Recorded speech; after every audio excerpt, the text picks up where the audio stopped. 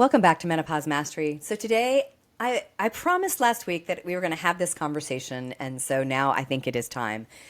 You know, I've been in this industry for 20, going on 21 years, and universally, starting at about October 31st, what we see is people start to fall off. They fall off the schedule, they fall off the wagon, they become unhinged.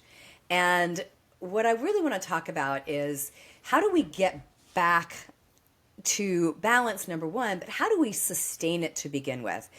Because here's the reality. The average person gains 7 to 8 pounds over the course of the end of October through January 2nd. Right, 7 to 8 pounds on a midlife woman is very difficult to lose because we have metabolic effects of the loss of estrogen. We have a slowing of metabolism, an increase of inflammation, and particularly visceral fat, which is underneath your belly muscles, which create more inflammation, which makes you more insulin resistant, which is kind of self-fulfilling. And then we also have a lack of inertia. So one of the things that was very interesting in the research was that when we gain weight, regardless of where and how it happens, we not only gain weight, but hunger often becomes dysregulated. So the individual who is struggling with metabolic damage often does actually feel really hungry, and it's because their cells are not efficiently burning fuel properly. And we have hormones like leptin that actually increase, and we become less able to hear it in the brain. Leptin's made by our fat cells. It talks directly to the brain and tells you whether or not you need to store fat or not. It also tells us to store fat and also tells us, hey, why don't you get on the couch? It's dark out. You need to just watch some episodes of something on Netflix. Don't go be active. So let's talk about how to navigate the holidays with grace to be able to maintain the healthy habits we have now without feeling like we're completely deprived, right? So this show, we're going to explore some stories, some strategies, and ideas to help you thrive in all aspects of your life during the next couple months. And for many of us, let's face it, the holiday season brings joy, connection, and celebration. But some of us, especially a lot of us who've had maybe a complicated relationship with food, it can also bring challenges, right? So let's be honest. We have cocktail parties and dessert buffets and indulgent feasts.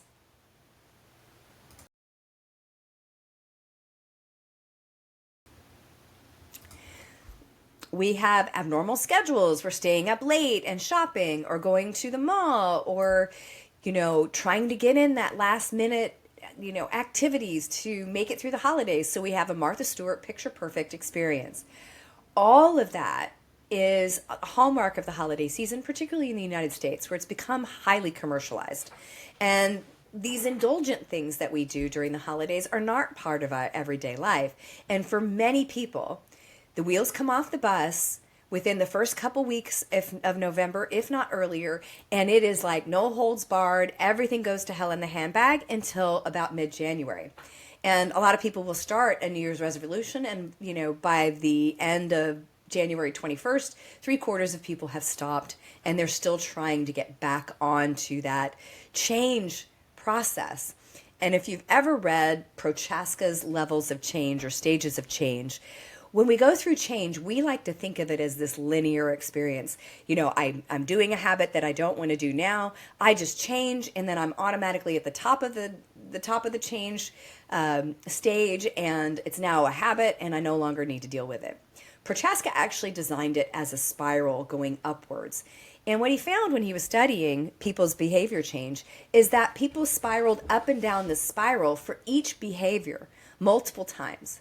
So for instance, to stop smoking, it took an average of 11 times up and down I shouldn't be smoking. I'm going to stop smoking. I'm thinking about stop smoking. I'm going to stop. I actually stop. I've stopped for a while. Identify as I'm not smoking. And then all of a sudden we have one cigarette and we're right back down to where we were. And now I'm a smoker again. Right? Except in these cases, it might be I'm eating sugar or I'm indulging in desserts or cocktail parties, or I'm having more wine at dinner, or I'm not exercising anymore because I've fallen off of my habitual activities. So here's the thing. The holidays don't have to derail us. We also don't have to be stuck in a situation where we feel like we're being deprived. And in fact, they can be an opportunity to thrive and learn a new way of being. So the other thing is a diet will never work. A diet is a short term, usually somewhat, structured, if not highly structured, change in eating to change a certain set of biomarkers and behaviors. It is not a lifestyle. And if I can tell you anything after having done this for more than 20 years, but lived as a female for 55 years now, is by this time in life, I don't want to be on a diet. I don't want to have to count calories, pay attention, worry about whether it's a carbohydrate or not, or what's the latest science and research that tells me I can and can't have something. Now, the reality is there are certain foods that add to your health, like getting protein first, high fiber, hydration, all of those things. There's nobody here questioning the value of those. The science is absolutely clear. However, the gamesmanship we play with ourselves and with our science to enable us to maneuver and start something and stop something is often where we end up just feeling like we're going crazy and we want to break the cycle. So let's start first about how to break a cycle. And it's that common pattern of being off the wagon eating. And again, like I said, it starts in Halloween, and one small exception sort of snowballs into another, and then before you know it, you're snowballing and snowballing and snowballing. So here's the catch.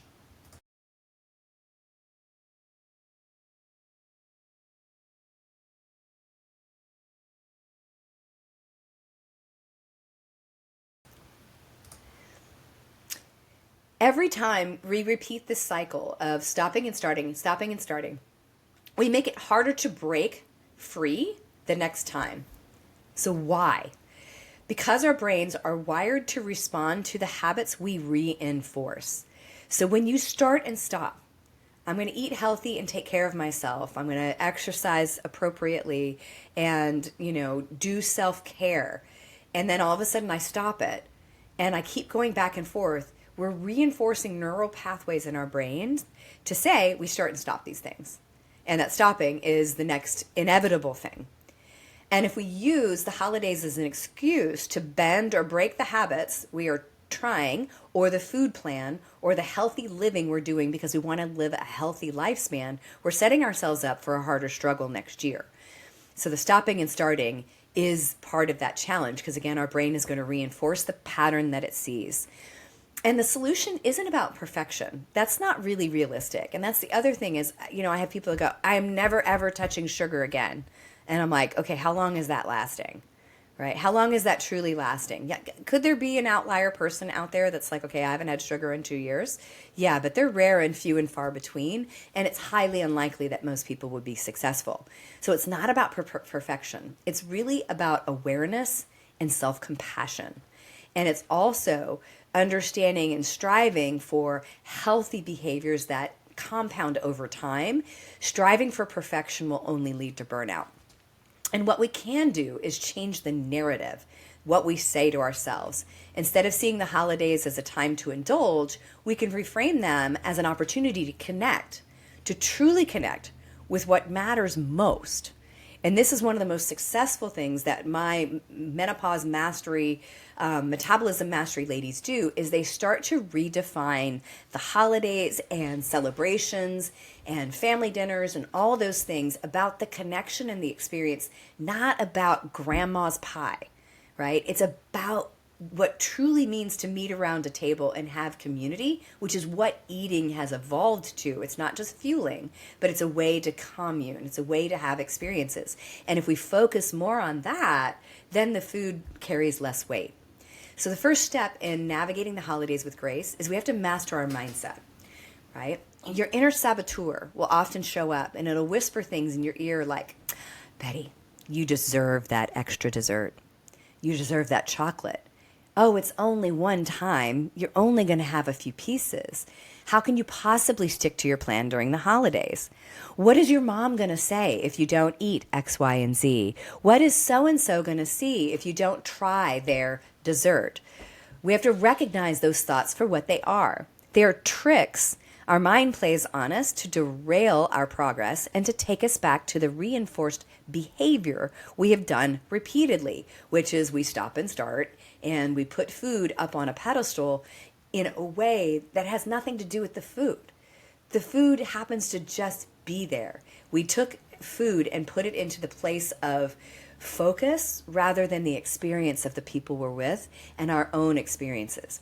So here's the powerful truth. If you stick to your plan, yes, even on Thanksgiving or New Year's, it can actually make your holiday more enjoyable. Why? Because you're aligning with your bigger goals.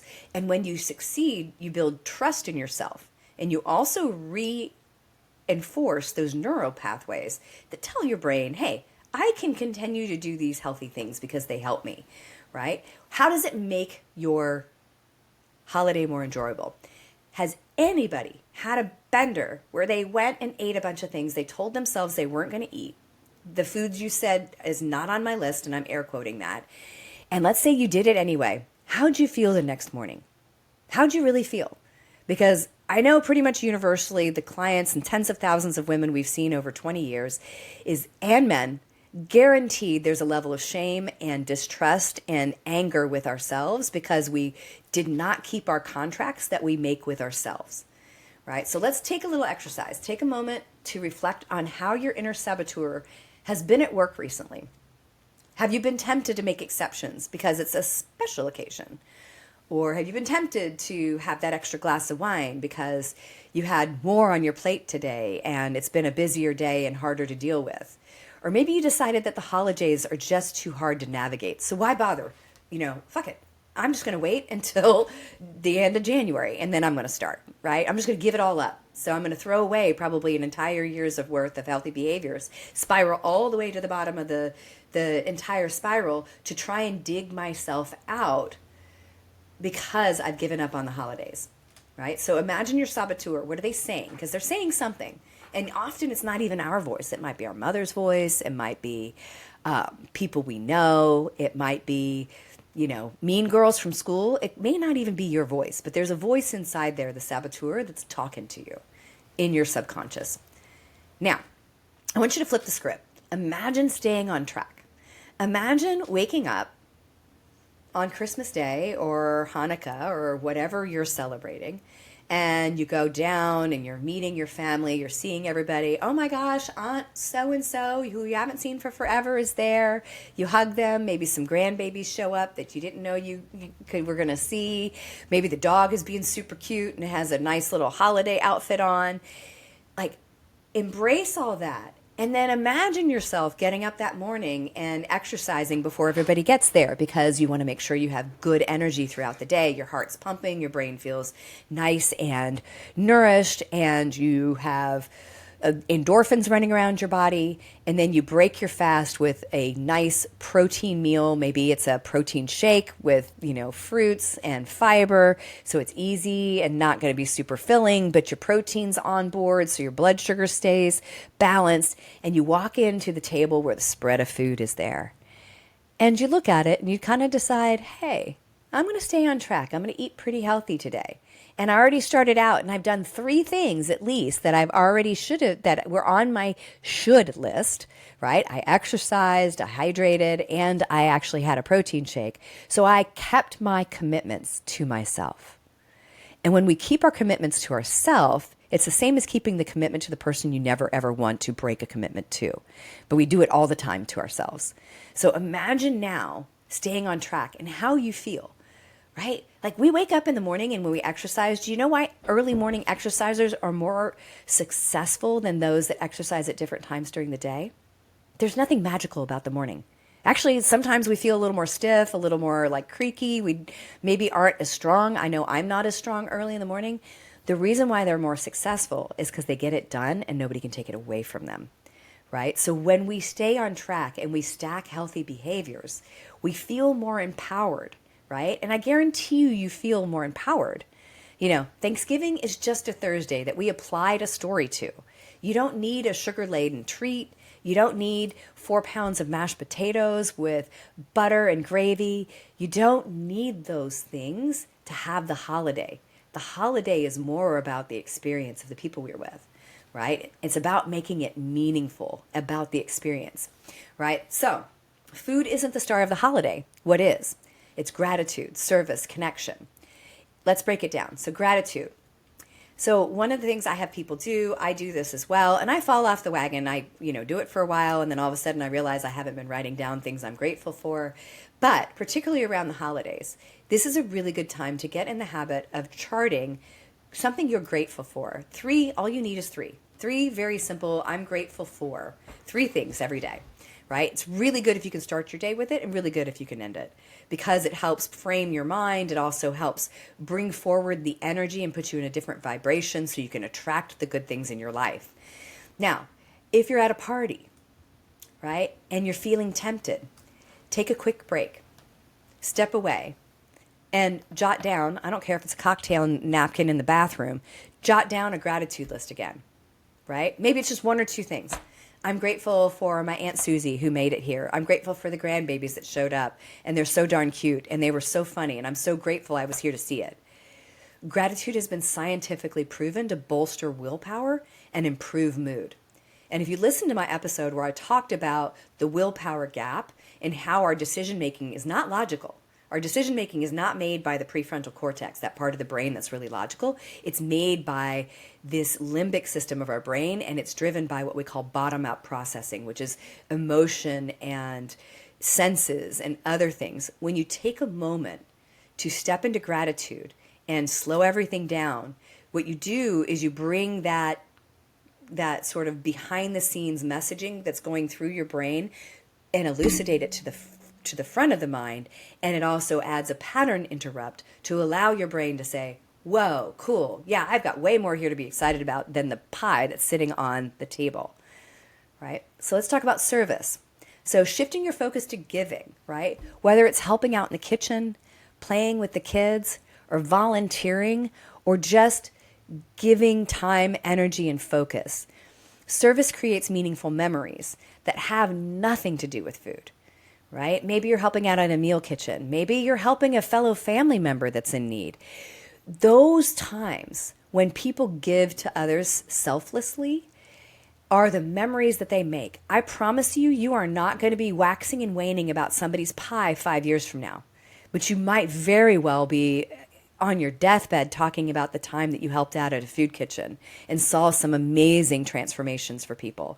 So small acts, like even paying for somebody's coffee or helping clean up, can have a huge impact. So thinking of the holidays as being a time of gratitude and service. Connection. True connection happens through conversation and presence, not over plates of food, right? Sitting down over your food, mowing through it like you're a lawnmower is not a genuine experience of connection. Chatting over your meal, having a good conversation, laughing, listening, and staying present is, right? This is the season to deepen those relationships and ask meaningful questions like, what's been your greatest challenge this year? What things are you grateful for? Not just how long did it take for you to get here? You driving back tonight? What about the snow? Leave the cursory bullshit to another time. Maybe ask some more challenging and more appropriate questions to get to know somebody on a deeper level. And hey, it's not always easy, right? So here's the sidebar that I also like to talk about is we can choose our friends, and we can't choose the family we were born to, but we can choose the family we spend time with. So sometimes we may be very different than the people we were born into the family with, right? That's genetics, that's biochemicals. It's not necessarily a definition of who you are. So you could be very different than your family. I happen to be adopted. There was no question that I was different behaviorally than my family. My brother is adopted too, and he and I are like night and day, but we have some similarities in like music and things like that. We also have very childish humor. I can have some dark and childish humor from time to time, but we're different in personalities. And sometimes people have family of origin that don't support your ideas, that don't support what's important to you, that aren't loving and protective and connecting. And, one of the beauties of this time period of life is we have no more F's to give. Fuck it. You know what? If you have people in your life that you've been obligated to, that you no longer want to spend time with because they don't lift you up, they harm you more than help you, or they are not there for your greatest good, this might be a good time to create new traditions. That's one of my favorite quotes from my father-in-law. He he was actually dying of cancer, but one of the things that he said was, I think it's time for you to create your own traditions. And, part of his reason for saying that is, I know I'm not going to be here. But the other part was, it was also, hey, you need.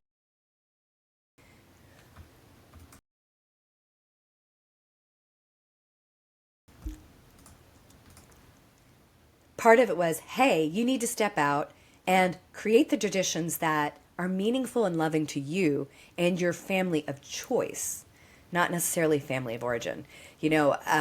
A lot of people, I've lived in the deep South, and you hear all the time, blood's thicker than water. And I'm like, yeah, but blood isn't always life-saving on the ground, right?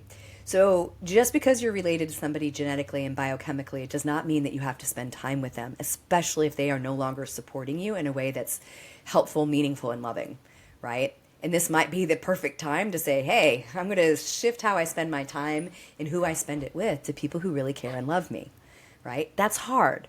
But once you exercise that boundary muscle a little bit, or maybe you do it a little bit less, maybe instead of spending 2 or 3 days with somebody, you spend a couple hours, you slowly break the pattern. If you're spending time with people that make you feel terrible, that's not holiday.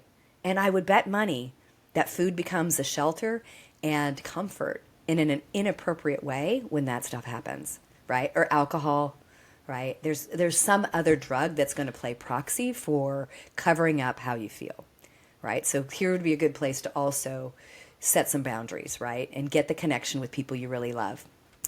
Building resilience, right? So how do we build this resilience when the party's over, right? The days after the holidays are also critical.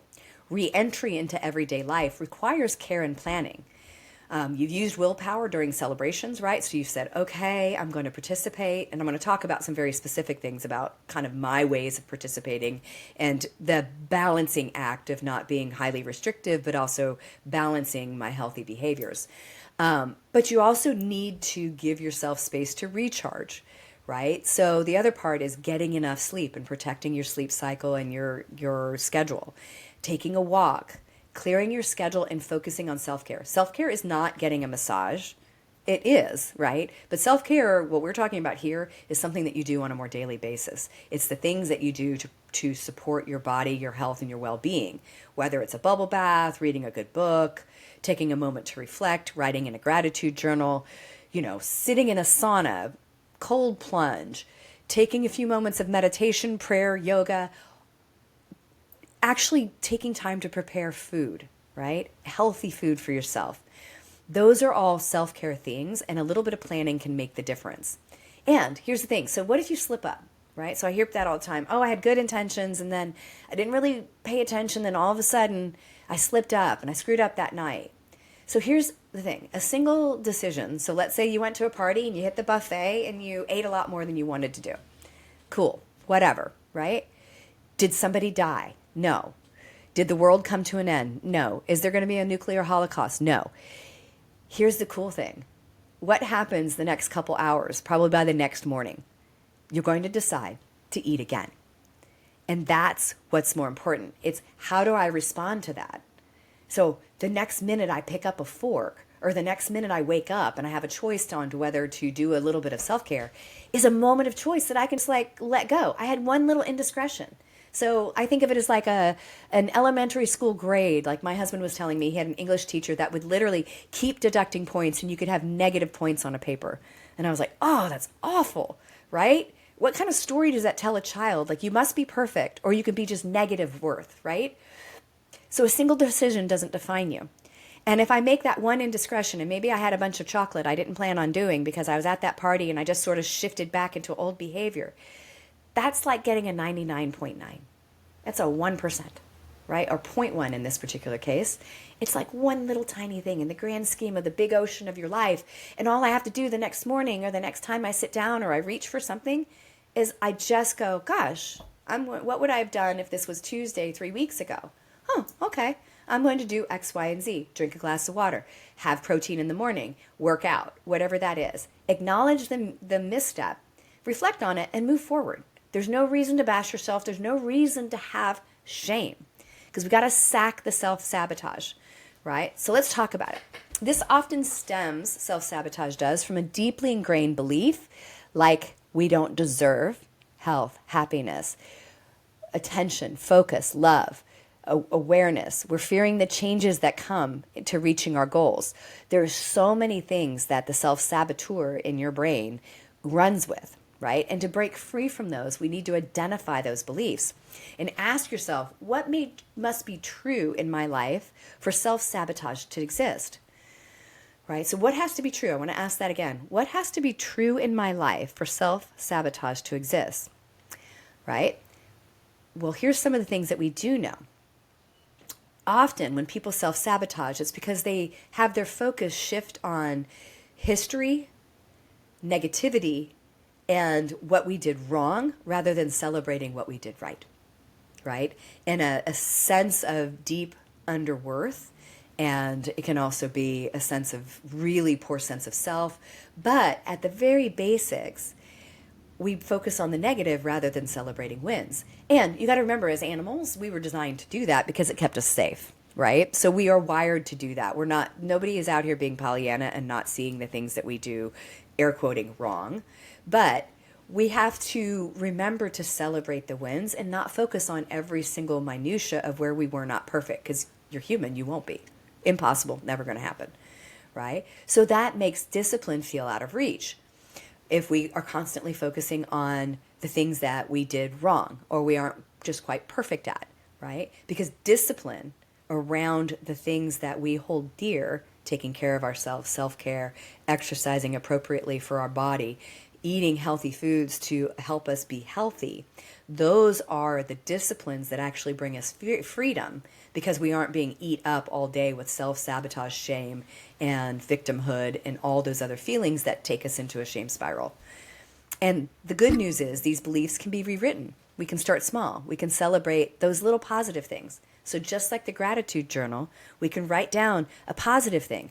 I woke up this morning when my alarm went off and I actually meditated for 5 minutes. That's a huge celebration. If you normally hit snooze, and today you didn't do it, celebrate it, right? Because when we celebrate, that helps rewire the brain to tell you, hey, this is valuable, I need to do more of it. And you deserve health, happiness, and connection. You got to remember that, you do. Now, let's talk about some very basic stuff about mindful eating. So mindful eating gets a lot of press in a lot of different ways. There's people online going, oh, I just eat mindfully, so I just wait until my body tells me what I need to eat, and that's what I eat. Well, we have to remember hormonally, neurotransmitter-wise, brain neurochemistry-wise, there are a lot of things that can cause your body's natural hunger signals, even your genetics, to give you somewhat muddled or inappropriate direction, right? I talked about one of them at the very beginning, changes to leptin levels that tell your brain, hey, you need to eat and store fat. And hey, become more sedentary because I want to store fat. That's a hormone your body makes, doing that, right? So mindful eating is about tuning into your body's clues and creating a supportive environment to hear your body's hunger signals and full signals, right? So one of the ways that I have found to be very effective is true hunger we often feel in our stomach area. So kind of below your bra line or right around your bra line, you get kind of a gnawing, sort of gurgling hunger. If you're feeling that hunger up in your throat or in some other part of your body, but a lot of times people explain it like up in the upper chest or throat, that's not true hunger. That's psychological hunger. True hunger will have like a rumbling of the tummy, right? We want to eat when we're hungry, but not starving. And we want to eat till we are about 20 to 30% full, right? It's called hara-hachi-bu, right? And that's eating until we are 80% full, not 100%, not to where we're overstuffed and we feel like we might barf a little bit, right? So we want to eat when we're hungry, not starving. If you're white knuckling it and you can't wait and you're starting to get hypoglycemic feeling or hangry, all bets are off. You've just turned on all these hormonal messages to tell your body to eat more and store it, right? So we want to eat appropriately. And so often this means eating 3 times a day. And if you're doing intermittent fasting, not creating such narrow windows that you are getting one of those, kind of white knuckling it experiences all the time, right? And then eating and aiming for about 20 to 30% away from full, right? You want to slow down. chew your food. I cannot begin to tell you how many times we do stool tests and we see food left over in the stool because people aren't chewing, right? We can see fibers from your vegetables in the food, in the stool because it's not getting digested, right? We want to chew and we want to savor our food. You want to let it sit across the palate of the tongue and touch all parts of the tongue because different parts of the tongue turn on different parts of taste. Sweet and sour and salty. Those are different regions on the tongue. Let your food pass over it. Mindful eating is also about how you eat, right? It's about being at a table, being present to your food, not scrolling on Instagram, watching TV with a TV tray in front of you on a couch, right? Or just cramming a cheeseburger down your throat while you're driving kids around for soccer practice. It's about actually being aware of and attentive to your food.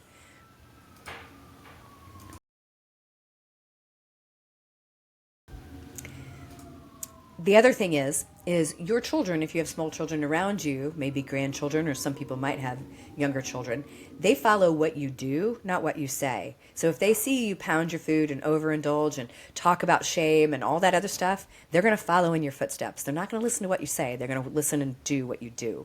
That we know that. How many kids grew up in a smoker's household that at some point during their childhood said they hated smoking, it was terrible, but they smoked anyway? I did when I was a teenager. And I complained about it when I was a little kid, and I still smoked when I was in high school, right?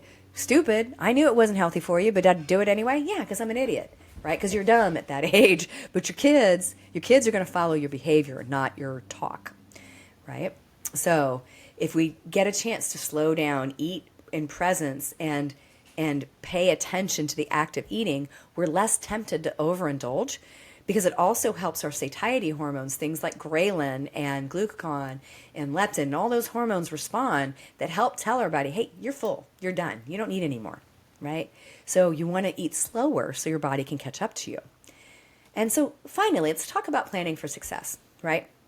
So in the bodybuilding world, there's an idea of cheat meals. And if anybody's ever done periodization or macro rotations, we've heard cheat meals. And cheat meals can work, but they need boundaries, right? So a cheat meal means you eat for your health X amount of times per week. My general rule is 80% of the time you eat according to your healthy eating plans that's helping you achieve the goal you have long term. Now, the cheat meal is then 20% of the time. So what does that translate to? It usually translates to 2 meals out of the entire week, right? And it allows you to consider which meals are the cheat meal, right? So if you're going out 5 times this week because it's a holiday party every single time a week, that is not a reason to indulge in anything and everything as a free-for-all for 5 days straight, and especially not all day long. You won't feel good, number one. And by the time you're done with that, chances are the self-sabotage and the shame will kick in and you'll be off kind of the wagon for a long time. So cheat meals can help. And here's what I like to think of is, especially, and I do this during the week too, it's I pick my poison, right? So what would constitute cheating, right? A cheat meal. It might be alcohol, a margarita, a champagne, a glass of wine. It might be dessert. It might be the bread basket, right? So what I choose is which one of those treats do I want? It doesn't mean I get the bread basket and the glass of wine or 2 and the dessert, right? I don't get all 3 of those things. I get one of those. Because what really happens when you do all 3? By the time you get to the dessert, do you taste anything after the first couple bites? No. Chances are you're so overfull, you feel disgusting. You might even feel kind of nauseated. You can't even enjoy what you're eating. So you want to think, which one of these indulgent treats could I have? Because one of them is not going to break the bank, but I can savor it and enjoy it and experience it. And then I balance the rest of my plate with half the plate being non-starchy vegetables, plenty of protein, and I probably also look at the things like gravies, sauces, and other things because that's where you get a ton of calories out of nowhere in restaurant and celebration sittings, right? And especially big, big meals where they're feeding a lot of people, there's always sauces, and it's because they don't have to be as particular about the temperature and the cooking range on the food. If they bury it in a sauce, you can't tell it's dried out. Right, so having sauces on the side or grilled or eating a healthier version of those other items so you could really enjoy that indulgent single item that you really, really wanted, right? And remember, treats are more meaningful when they're occasional, and savor them. Then when the meeting's over, focus on the people, the laughter, the connections. Even while you're there, focus on that, right? If you're getting pressure from family members to eat, all of us have, especially those friends, you have the friends that are like, oh man, I know if we go out, we're going to start out with a cheese plate, we're going to have four bottles of wine, and then we're going to have dessert. You know who I'm talking about, right? You have also the friends that will take you shopping, and all of a sudden you have blown your budget 5 times over, right? We all have those friends, right? If you're getting pressure from those individuals, just explain to them, just say, hey, I'm here to experience my time with you, right? And I am having a treat, but I'm just having this one because I want to really be with you and be with this experience, right? Most of the time that'll shut people down. It really will, right? It really, really will, right? So the holiday season is an opportunity for you to reframe how you see food, celebrations, and yourself, right? And yourself. And it can be this extraordinarily huge, empowering experience that can actually make you stronger starting the following year. And when we focus on gratitude, service, connection, and quieting our saboteur, telling her to go home and shut up, you move through the season with joy and confidence. You don't end up in a shame spiral, and you actually enjoy the holidays at a greater experience. It doesn't have to be a fight, and it doesn't have to be wheels off. It really doesn't. So I hope you found this to be a very helpful episode as we head into the last part of the holiday season and New Year's. And thank you for turning in to Menopause Mastery Podcast. If you found it helpful, please share it with a friend who might need some holiday inspiration. And don't forget to subscribe, and I'll see you next time.